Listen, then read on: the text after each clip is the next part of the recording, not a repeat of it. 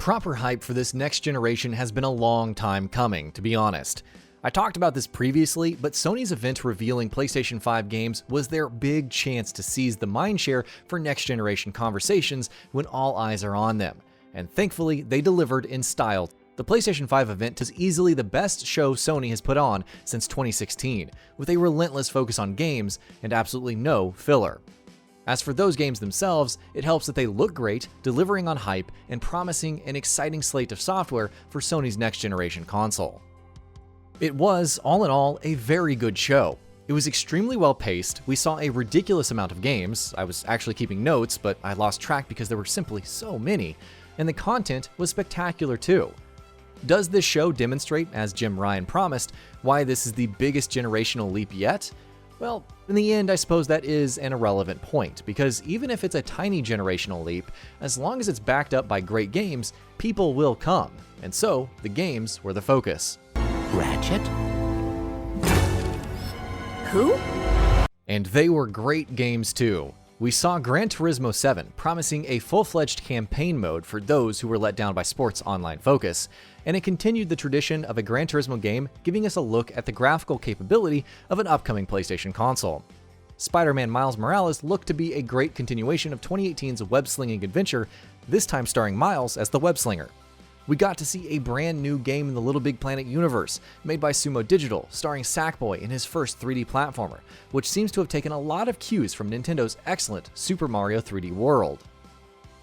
We got the announcement of Horizon Zero Dawn's long-awaited sequel, Horizon 2 Forbidden West, which may just be the most graphically impressive game we have seen so far across all platforms.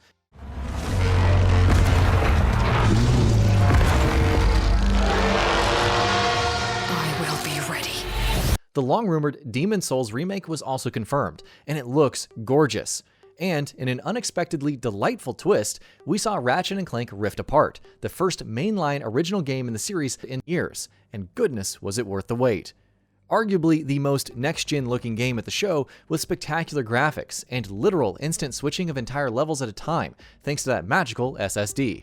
Rift Apart is far and away Sony's killer app here. Then there was the third-party stuff. We had Square with the requisite cryptic project/tech demo. We had Bethesda show Deathloop and Ghostwire Tokyo, the former especially looks incredible, alongside the announcement that both will be console exclusives to PlayStation 5. We saw Hitman 3, and yes, it looks every bit as incredible as you would expect after IO Interactive's recent sojourns into sandbox design mastery. Rockstar confirmed GTA 5 for the PS5. Yes, really, launching next year. There were oodles of great-looking indie games, and in the most stunning announcement of the show, we got the incredible, mind-bending reveal of Resident Evil 8 Village, the next title in the series, which looks amazing, and far beyond anything that the series has achieved yet. Capcom also took this time to show off an intriguing new IP called Pragmata, but that isn't due for a while, it seems. Sony had promised an hour's worth of looking at games, and they absolutely delivered on that front. The amazing thing was that they went above and beyond. See, Microsoft, it helps to manage expectations. For instance, they revealed the PS5 boot-up sequence. They revealed the console itself. It has an unusual look, which I think will be extremely divisive. I personally like it, and I think it's an interesting departure from the norm. They even revealed the existence of a presumably cheaper digital-only model. On all levels, this show delivered. The one issue, which I touched upon earlier, is that nothing here seemed to be next-gen in design other than Ratchet & Clank. There is really nothing wrong with that, and diminishing returns are a very real thing. But this does directly fly in the face of what Jim Ryan and Sony had promised repeatedly, that this is the biggest generational jump in design we've ever had for a console. Well, think back to the massive jump from the SNES and Genesis to the N64 and PlayStation, or from those two to the PS2, Xbox, and GameCube, or from those to the PS3 and Xbox 360. This simply does not seem to come anywhere close to those transitions, not visually at least. In terms of game design, there is a massive potential for the SSD to be a game-changing factor, but so far the only game we have seen that seems to hint at those possibilities is Ratchet & Clank Rift Apart, which of course is one more reason that I keep referring to it as the true killer app for the PS5. There are still questions, mind you.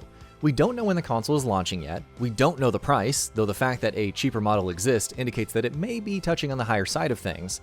In terms of the launch lineup, the only confirmed exclusive games so far are Godfall, Spider-Man Miles Morales, and Deathloop.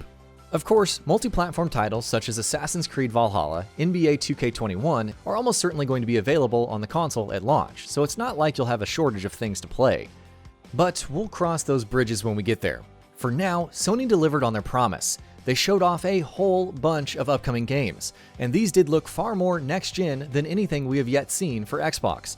Though as I have mentioned repeatedly before, in terms of game design, only Ratchet seems to be a big leap. In less than 90 minutes, Sony undid their month's worth of silence and ended up completely dominating next-generation discourse. And that about does it for this video. If you enjoyed what you watched and want to see more from Gaming Bolt, you can always hit that subscribe button and turn on the bell icon next to it. That way you will never miss any of our videos.